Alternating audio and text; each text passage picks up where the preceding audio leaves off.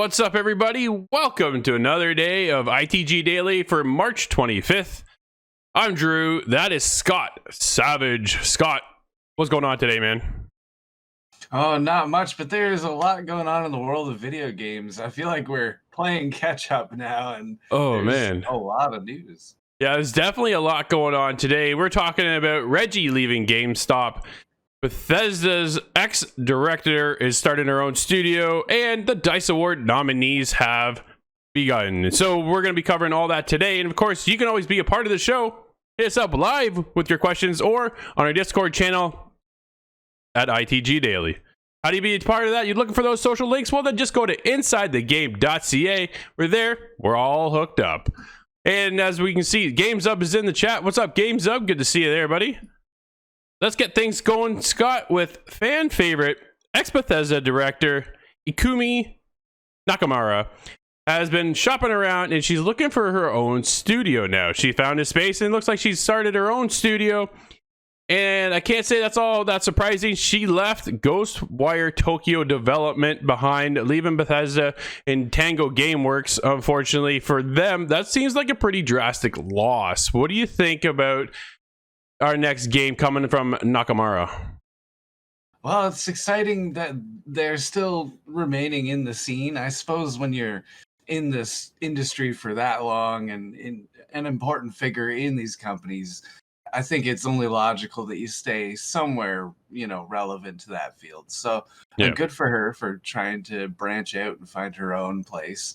If the past fit wasn't quite right, maybe it is better for both parties to have split and now can develop further in the future. But yeah, I have to have a little bit of sympathy for those related to Ghostwire Tokyo, because to have any sort of upset in the middle of development, I'm sure has to be quite a hindrance. And there's been a lot of upsetting this entire year with the pandemic.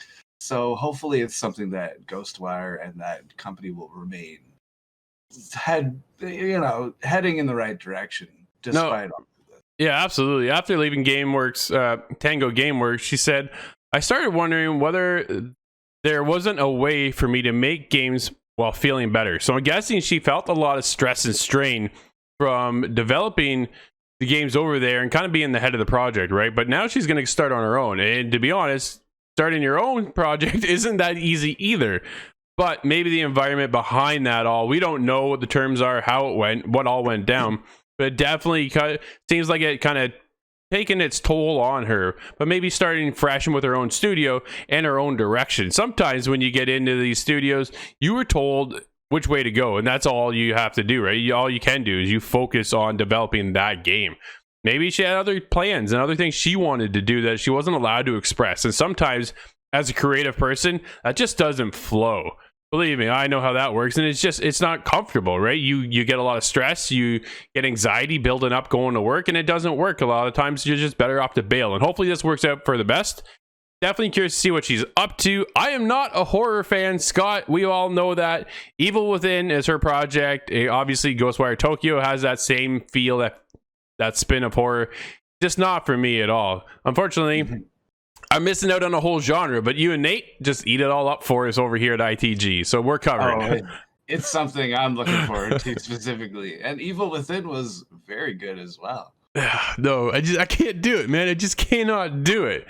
And speaking of couldn't do it, looks like Reggie Fils-Aimé doesn't want to do it anymore either. He's leaving now as the board of directors over at GameStop. Reggie Fils-Aimé has retired from GameStop. This is funny because we just talked about GameStop and EB Games and all that kind of stuff and what was happening over there. They've had a huge rise in stock market and stuff like that, and then obviously seeing a little bit of a downfall right now with the lack of accessibility to consoles. And they thought that was really where they were going to shine and be able to pick up the paces a little bit moving forward, because new consoles, right? New consoles leads to new sales. We touched on yesterday the fact that now that there are no used game market really as much as what there used to be, Reggie stepped in last year in 2020 to help kind of pick up the pieces, but him and two others just retired with one of their earnings call yesterday and said that's it, he's done. Man, what's the future look like now that we find out this little bit of news, Scott? A little more daunting for me than I had thought yesterday when we were Yeah. talking about this. I thought I was a little more positive. You know, they are shifting their direction kind of with the inclusion of more toys and more physical items surrounding video games instead of just video games themselves. But this to me is a negative sign. Just I know Yeah. Reggie has been in the industry, you know, at Nintendo for years Oh and man. here as well, and I'm no doubt he's, you know, reaching the end of the line eventually. You know, everybody has to move It, on to something or retire inevitably, but yeah. I can't help but take this as a negative sign because you would think if there was something really exciting or you know the business was about to round a corner and get into something you know more prosperous that Reggie would have wanted to hang around and see that or you know be credited for it, but it seems like that is not enough to hold him here. So I Yeah. guess either it's a negative sign, as I just said, or I guess it could be taken as a positive. Perhaps he is not necessary or doesn't feel himself necessary Sure. to the steps that EB and GameStop is taking. We're not really sure about that. I think this is not a good sign at all, Scott. I think Reggie leaving, Reggie kind of, Nintendo's had a weird path over the last few years, right? We saw the Wii, the explosion of the Wii. The Wii U came out, that was just an absolute disaster. So then Reggie picks up the pieces again, kind of thing, right? And then all of a sudden, now we're onto the Switch, and the Switch bloomed into something just incredibly successful. Moving over then into that role on the board of directors, I thought he could help EB Games or GameStop in this case, pick up the pieces there. And I don't know if there are enough pieces around anymore to actually salvage anything into a longevity for the business themselves. Whether or not the brick and mortar store is going to stick around, because I keep saying, man, I'm shocked they're still there. Now you lose Reggie, and Reggie, with all of his experience and knowledge, could be bringing a lot to the table, and I'm sure he was, but maybe he saw the writing on the wall, and it makes me a little nervous. And he's going to go, yeah, I'm seeing this one going down, just kind of like the Wii U, and I'm bailing out early before I get wrapped up in all this stuff. Definitely a little bit concerning for me, man. It is positive that they've maybe put too much pressure on him specifically, just as an individual, kind of expecting him to be the all-star and turn the whole company around. Good point. Maybe that's just an environment that was toxic and something we weren't aware of because he handles it so well in public, but maybe it just wasn't a comfortable place to work. It's hard to say. No, absolutely. Moving on, let's get into Xbox removing the paywall. Man, honestly, it's finally, Scott, in a new tweet accompanied by official blog post, Brad Rossetti of the Xbox preview program has announced the removal of the Xbox Live Gold paywall on free-to-play multiplayer games like Fortnite, Call of Duty, and Apex. Can't believe, Scott, it has taken this long for that to actually happen. Yeah, I was pretty certain that Xbox was never going to bend the knee, as it were, to allow games or apps like this to get to unregistered silver users. I haven't used the term silver Xbox Live. I forgot that was a thing. But this is interesting because goodness. Fortnite came out as a free companion to what they were working on, but yeah, save the world. Save the world. I'm still personally waiting on that to turn free, as was advertised, but Fortnite dropped out and was just, hey, go try it out. You can download it right now. So it was a little strange to have a paywall up in between that just because it's hosted on Xbox. That didn't really make too much sense to me. So seeing that this light paywall is being taken away, we're going to get a lot more players in Apex, into the Battle Royale scene. Sure. It seems that these are mostly related to Battle Royale games. On the Nintendo side, we've seen Tetris 99 that could fill this niche as well if it were to come over. So this introduces a new category of games where we can have more free-to-play light experiences coming to everybody. And there might be waves of players that jump on just because it's free. And that could be really interesting to see what kind of things get created out of that. You have to think so much came out of Fortnite and Oh my God, yeah. PlayerUnknown's Battlegrounds as well. Definitely laid the cement foundation. But so much happened out of that. What is the next trend going to be? Yeah, Might be what starts it. You touched on PUBG there for a second, and I'm surprised they're not free to play by now, right? They've been around for so long. You have to actually pay for the base game, and then there's a battle pass that goes along with it every single season. So I'm surprised they haven't followed in the footsteps more along like Fortnite and Apex. But yeah, getting back to the fact that there's now the paywall is removing slowly. They're starting with Xbox Insider, and that's where they're going to pick it up and kind of go from there.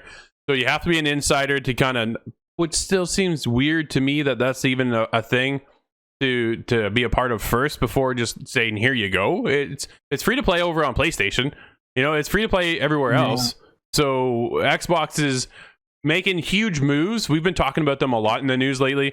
They're making big steps, big community changes with a heavy focus on gamers. And this is another one of those steps moving forward for gamers on the Xbox family that is going to knock down that wall. But to be honest, Scott, I'm fortunate enough to pay for Xbox Live, and I just never even think of it, to be honest, dude. I never even think that there is that paywall still to get online. I keep forgetting that. Yeah, you know what? I pay for Plus. I play for Xbox Live, and it's just one of those services that for us, it's just a requirement. And in order to play all the games I want to play, I need that service. And I don't know if one day maybe that service will go away altogether. Maybe we'll just be able to play online like when you play on Steam. You know what? You go to Steam, you're just online, you're connected, and that's all there is to it. Buy the game. I play the same. You can do the same thing over on Google Stadia. You buy the game, then you're away you go. You're not paying. You can pay for Pro on Stadia Pro if you wanted to, but that's for perks and like actual games, not to actually play online. Yeah, and there's nothing wrong with a kind of Game Pass type program. Yeah, and those have been creative and seem to be very successful. Yeah, just a little bit. But I don't know if we'll ever get this Xbox dropping their price tag entirely, just because they've influenced the market enough now that Nintendo and PlayStation now charge to match. Kind of that what Xbox does. This is interesting, but I don't know if we'll ever get rid of that. Just the same as my cell phone.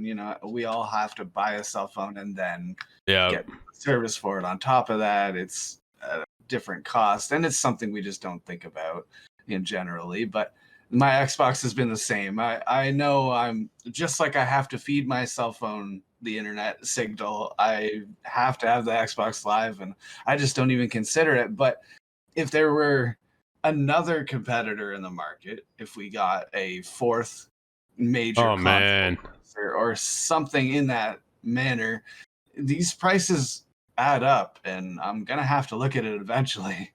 No, absolutely. It's a huge payment that they gather every month too, right? And when you don't think of it, like I said, I don't even think about it. My money just goes ching, and it rolls into their next month, and then it rolls into the next month. So they're collecting off of so many of us each and every day, right? The biggest thing with paid sub is that you get 4 free games a month. Not great games all the time, says Nate at ITG Parker, but at least sometimes we're getting some games for free. It is a bonus to have that free game, but it's a service I forget does it kind of even exists, you know what I mean? Because I just automatically just renew every month, and that just keeps rolling into the next one and the next one. And then bigger things are moving on. We're getting into the DICE Awards. The nominees are out, Scott, and we're going to break it down. Some of the biggest games from the year and what we thought of them. The nominations for the 24th annual DICE Awards have been announced. And, well, it's no big surprise. My game of the year last year is leading the charge, The Last of Us Part 2. Let's start at the top. Shall we, Scott? Yeah. Game of the year, buddy. Nominees: Animal Crossing New Horizons, Final Fantasy VII Remake, Ghosts of Tsushima, Hades by Supergiant Games. Those guys are great over there. And of course, Last of Us Part 2. What do you think will take it? Ah, man, what? That's quite the list. That is quite a list. Yeah, that is. Each of them definitely have their merit. Yep. It's hard to say which one will come out on top because each one kind of has their own reason why. Animal Crossing was a huge wave of players jump all over that. It's been a while since the last one, and oh man, it's a very niche. It hooked me. Cult-like following that people can't help but get hooked. There's something in that. They've deprogrammed us well. Oh, it was incredible. Yeah, it's. I never played an Animal Crossing game until New Horizons. And then from there, it was me and Corey. Corey and I were reviewing it on the show, but it was like I was playing it well after the review. Something I did not anticipate doing at all, right? And Corey's like, what level you got? Like, what are you building right now? What are you collecting? And I'm just, dude, I got this and I got this. And he's like, well, I got this. I'm like, how'd you get that? And then man, it snowballed. It never ends. Oh, dude, it snowballed into something I just wasn't anticipating, right? I never got Final Fantasy VII. I never played it. It is actually, I got it on Plus. It was one I have to jump in. But one I was playing last night was Ghost of Tsushima. Dude, that game is incredible. Oh, and it looks beautiful. Every time I see a screenshot or just a small clip of that game, I get swept with this just adoration for how it looks. Like, I don't even know how exactly to describe it. It's not just the resolution. It's the whole environment and the foliage and what a beautiful. Yeah, it's definitely got a art style of its own. I think it's fantastic. And then they release Legends, an online multiplayer mode too, which introduced a 2-person co-op experience for like a story progression. Ooh. And then there's a raid. Yeah, there's a raid. Wow. Right? Like, man, oh man, there's a raid in Ghost of Tsushima. It is incredible. I got to get to the raid. I'm still slowly building up my character. I'm almost at level 80. Dude, it is fantastic. My brother and I were on last night, and what a game. The multiplayer portion that they brought in, I wish they would keep updating it, because right now Sucker Punch has said that that's it. They're done with Ghost of Tsushima, but they're probably working on a sequel right now is what they're really doing. Yeah, I just want more. Smart. Yeah, it's in the works. There's no doubt about it, right? It was so successful. You see it up for one nomination after another. It's getting awards and things like that. But I really would like to see some more content. Just come to the base game. Come to the original game. Keep us invested. Keep us going with Ghost of Tsushima, because it is so good, so memorable. It's one of those games that you're going to be talking about for a long time. And another one is Hades. That one's like an indie darling hit that just took the world by storm for a long time. Never played it, unfortunately, but I know a lot of the industry alone loved it. A lot of people you talk to say it's so good, and it's definitely well worth being up there. But again, getting back to my game of last year, buddy, The Last of Us Part 2. This is, again, another game out of Naughty Dog that it'll live on into the next generation of consoles, right? It's just people will keep playing that. They're working on the multiplayer side of it too. Who knows when we'll see that? Oh, that's really cool. I hadn't even considered a multiplayer aspect to that game. Just in general, it just seems like this large, first person adventure. And this, I've heard there's people clamoring for a third one, but it likely isn't possible. Well, but this game, it's hard to say though, because The Last of Us Part 2 survived its own controversy. No, yeah, which is very rare nowadays. Yeah, absolutely. The writers over there, Neil and all the team over at Naughty Dog, they're so smart when they write this stuff, right? Because they leave it for opportunities to continue in ways that you just didn't expect. So to see what they created the first time around with the first Last of Us, the opening sequence to that game was, I remember my jaw hitting the ground. And then that ended. What could they do for the sequel? Well, dude, like my jaw hit the ground again with the sequel. It was just like, whoa. And then it was so good. Well worth my game of the year. Will it win this year, Scott? That's the question. What do you think? Yes? No? We're picking something else. I don't see it. It could be Animal Crossing, but man, my heart doesn't see it that way.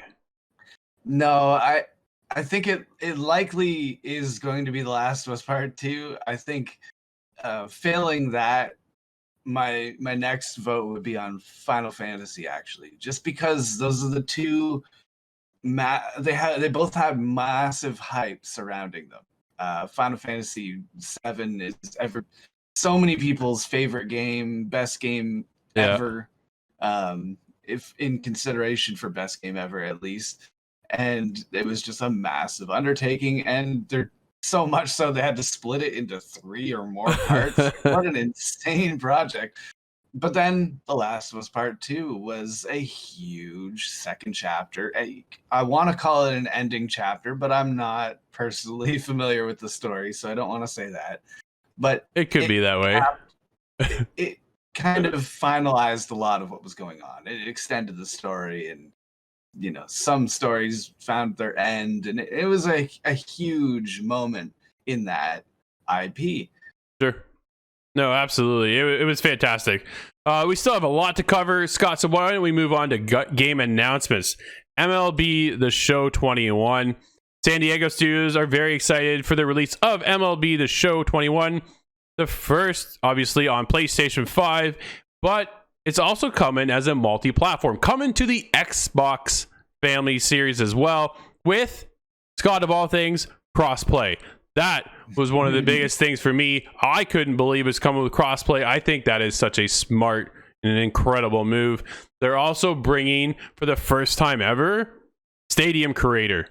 We can build our own stadiums, man. I am pumped. I know a lot of our friends and family and friends over at the ITG Discord are clamoring for this one, dude. They're talking so much because a lot of people are Xbox family or Xbox friends, and just they don't have the show. They haven't had a good ball game on the Xbox in ever.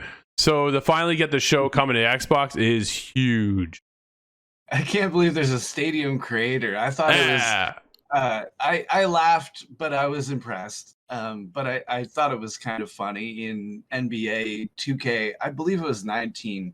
I had watched a friend of mine, Brian, play, and you could create your own shoe line and model. And I laughed because it was shoes, but it was basketball. It made sense. It was a good tie-in, and I thought, wow, what are they going to think of next? Now we're editing the entire environment that we're in. These stadiums can get changed and set up custom. That's amazing. What are they going to think of next? Yeah, no, it's absolutely incredible. And then from there, we're getting the 7 Deadly Sins from Hitman 3. New DLC is on the way, and that will be coming on March 30th. We're getting the first act. There are going to be 7 different content packs, each one focused on a different sin. The first one, Act 1, focuses on greed. You can get the whole discounted price of $30 US or $4.99 US each. And I am pumped for more Hitman.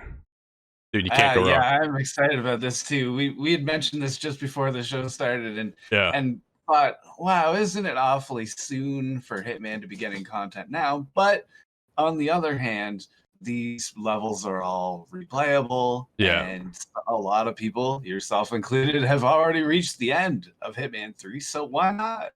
No, absolutely. There's so much to do, right? So it's just a living, breathing world that just is non-stop. So it's definitely one I keep going back to. I was just in it again last night as well. It's just a cool game.